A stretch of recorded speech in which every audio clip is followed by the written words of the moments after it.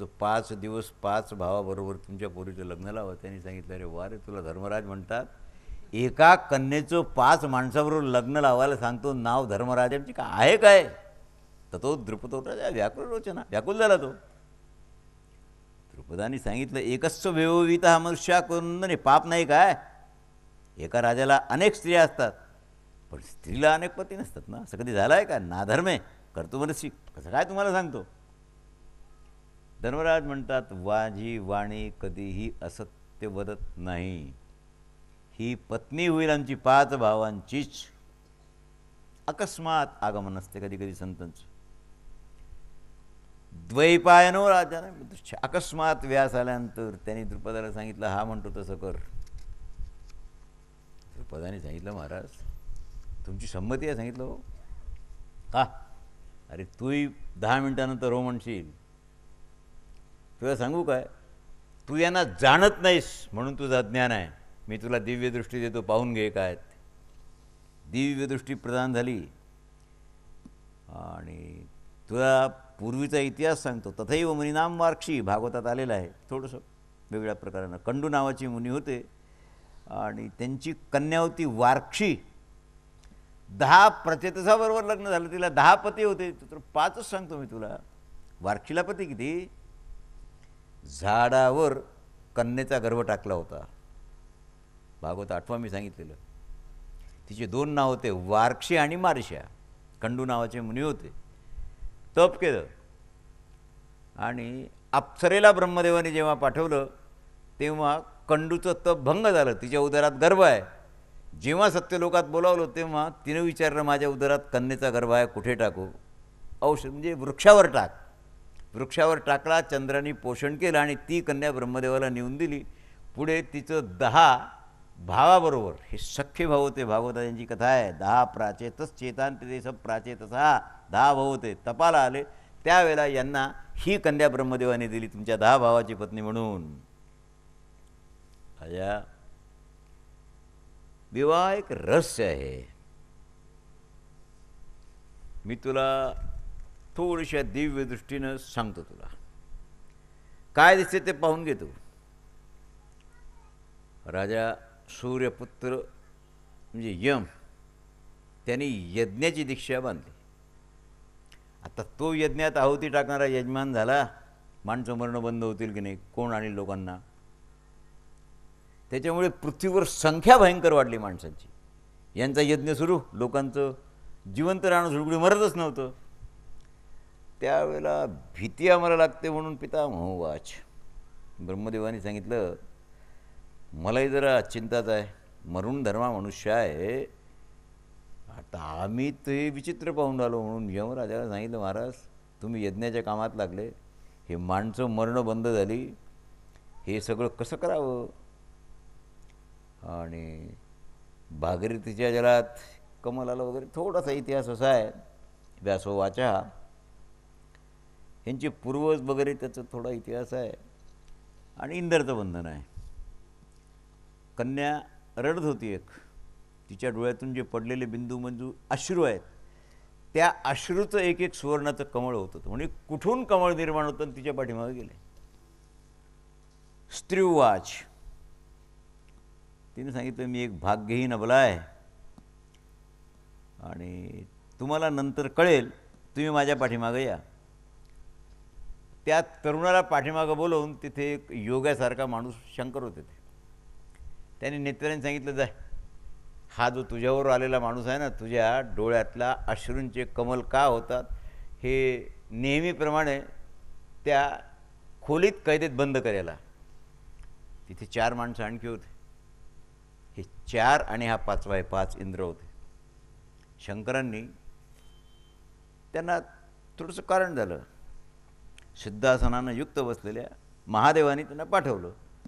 आणि मग 5 इंद्राला सांगितलं, रुद्राने सांगितलं, गडे तुम्ही 5ही इंद्र या गुहेतून बाहेर येऊन ह्या पर्वताच्या शिवेला हटून द्या, बाहेर या, मग मी तुमच्याशी बोलतो. महादेव वाच, महादेवाने सांगितलं, वज्रधारी इंद्र शतक्रतू, कारण इंद्र होते ना, तू शस्त्र माझ्यावर उगारलं होतं, त्याचा माझा अपमान केल्यामुळे मी तुला कैद केलं आणि तेच आचरण्या चौघांनी केलं म्हणून मी पाचांना कैद केलं होतं. तुम्हाला क्षमा केली आहे, जा. दुर्लभ मोक्षाचं साधनही सुलभ होईल आणि तुम्हाला मानुष योनी जन्म घ्यावा लागेल माझा अपमान केला म्हणून. तुम्ही 5 भाऊ होऊन जन्म घ्याल आणि ज्या स्त्रीनं तुम्हाला इथपर्यंत आणलं ही तुमची 5 इंद्राची शक्ती आहे, ही तुमची पत्नी होईल. हात काढून घेतला डोक्यावरून. द्रुपदाच्या सांगितलं, राजन हे ते 5 इंद्र आहेत पांडव आणि इंद्र शक्ती ही कृष्ण आहे. त्यांची नावं सांगतो. शांतिरुषाम तेषाम तेजस्तना विश्वभूक विश्वभामा ते प्रतापवान. विश्वभूक भूतधामा प्रतापी इंद्र शिवी, चौथे शांती आणि 5वे तेजस्वी. याप्रमाणे 5 नावाचे पूर्वीचे इंद्र आहेत आणि ही यांची शक्ती आहे म्हणून तुला यांच्याबरोबर लग्न लावावं लागेल. अरे रोहिणी देवकी, आता तुला सगळं दिसते आहे, ते भगवान कृष्ण आहे, सगळेच होते. मग आता कसं करावं? एक दिवस एकाबरोबर लग्न लावून दिलं. स्वयंवर जे झालं ना, ते स्वयंवराची तिथी वैशाख शुद्ध एकादशी होती. कन्यादान आता पुढे जे आहे ते थोडंसं महत्त्व जरा वेगळं आहे. कोणाचं लग्न झालं होतं? दुर्योधनाचं झालं की दुःशासनाचं? पांडवांचं लग्न झालं. हे जेव्हा गुप्तचराने आणि ब्राह्मणांनी धृतराष्ट्राला सांगितलं, विदुराने सांगितलं, दादा आता तर लास्ट ठेव थोडीशी, सून आली घरात, तू तर तेरवी करून टाकली यांची मेले म्हणून पांडव कोणती. तर जाहीर करणं घरात मेले नाहीत, काहीतरी दुसरं होतं, आम्हाला भ्रम झाला होता, त्यांची लग्न झालं, सुनेला सत्कारानं घरात आण. पुरोचनाकडे दिलेलं काम, अरे त्या कागदावर सही होती तुझी. राज्याचे स्वामी अमात्य सुहृद काय आता तुम्हाला मी सांगू. विदुराला सांगितलं, जावं सेना घेऊन जा, रथ पालख्याने, पोरांना आण माझ्या आणि सुनेला आण. पालकाचा म्हातारा, काय बदमाश लोक असतात हो. हां, धृतराष्ट्र दुर्योधनाचं बोलणं झालं. दुर्योधनाने सांगितलं, बाबा हे तर फारच घोळ झाला, सगळं रेडीमेड आलं, आपले सगळे प्रयोग फसले. इथं तू दुष्ट आहेस ना. अरे मला माहीत आहे तू दुष्ट आणि पापी आहेस, पण मी पुत्र स्नेहामुळे तुझ्यावर आसक्त असल्यामुळे तुला पापाची शिक्षा नाही करत. मला मात्र पापी पुत्रावर प्रेम करण्याचं फल भोगावं लागेल, तुला सांगून ठेवतो. अजून आले नाहीत ते, पण यांची यंत्रणा आहे, काय करावं, आल्यावर कसं वागावं.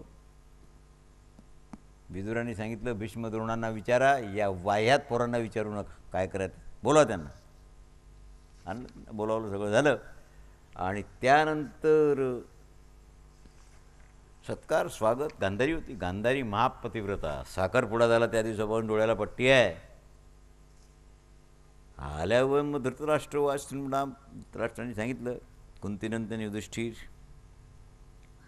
मला फार आनंद आहे की तुम्ही वाचले. आम्हाला तर वाटलं की तुम्ही सगळे खांडोप्रस्थात काय मिळेल. आता असं करा, हे नक्की आहे की तुम्ही एका ठिकाणी काही नांदू शकत नाही, म्हणून इथे इंद्राची मालकी पण खांडोप्रस्थ नावाचं एक पडित रुईन नगर आहे. तिथे कोण नाही राहत. आता नगर होतं वसलेलं, तिथे कोण कोण राजे होते हे मी तुला सांगतो, पण आता कोणी नाही तिथे. याकरता तुम्ही तिथे राज्य स्थापन करा, मी तुम्हाला ते देऊन टाकतो. खांडोप्रस्थाला तिथे राजा पुरुरवा होता, आयु होता, नहुष होता, ययाती होता, फार मोठं शासन होतं ते. आणि काही अपराधामुळे ऋषींनी शाप देऊन ते आता संपलेलं आहे. मी तुम्हाला दाखवून देतो, त्या ठिकाणी तुम्ही तुमच्या प्रयत्नानं तुमचं राज्य नगर निर्माण करा. तिथे तर पंचायत होती. वेदव्यासांनी सांगितलं होतं, ह्या नगरात किती जमीन देतो याला विचारून घ्या, कारण खांडोप्रस्थ फार मोठं होतं. खांडोप्रस्थ म्हणजे आताची दिल्ली, जे नंतर इंद्रप्रस्थ म्हणून नावाजलं ते.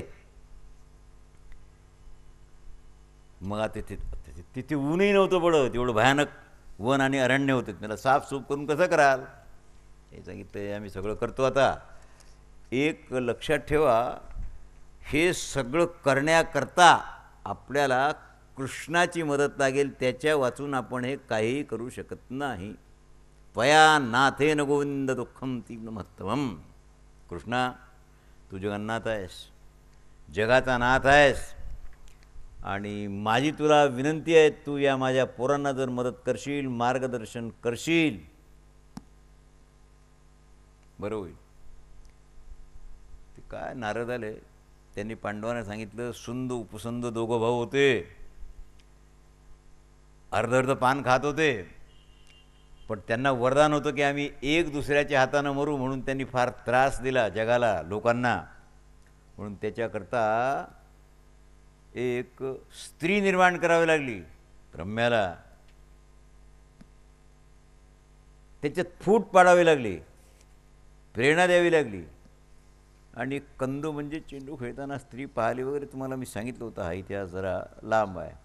कश्यपुत्र महामाने पुनश्च. नारदांनी सांगितले, पांचाली तुमची 5 भावाची बायको आहे, तुमच्यात पत्नीमुळे भांडण होण्याची फार शक्यता आहे. याकरता शेवटी त्या स्त्री करता, अप्सरे करता दोघं भाऊ आपसात भांडून एकमेकाच्या प्रहारानं मेले. उपसुंदाने सुंदाला मारलं आणि सुंदाने उपसुंदाचा हात केला. राजा,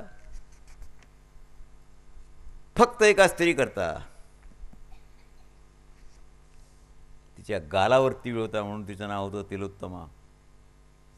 मी तुम्हाला नियम घालून देतो, पांडवांनो, सावध राहू नये का. वर्षाचे जेवढे दिवस आहेत त्यातली ही द्रौपदी तुमच्या एकाची पत्नी 2 महिने 12 दिवस राहील, बस, मग वर्षभर नाही. याप्रमाणे 5 भाग झाले वर्षाचे. आणि एक नियम असा आहे की ज्या वेळेला दिवस रात्री कधी द्रौपदीजवळ एकांतात कुणी तुमच्यापैकी एक असेल आणि त्यावेळेला जर दुसरा त्या खोलीत गेला तर त्यांनी 12 वर्ष तीर्थयात्रा करावी. हे 2 नियम तुम्ही लक्षात ठेवा आणि मग त्याप्रमाणे वागा. आता हे तर आहे सगळं. पुढे अर्जुन वनगमन पर्व मी तुम्हाला सांगेल. पंचायत कशाची आहे? पंचायत आहे खांडव वनाची.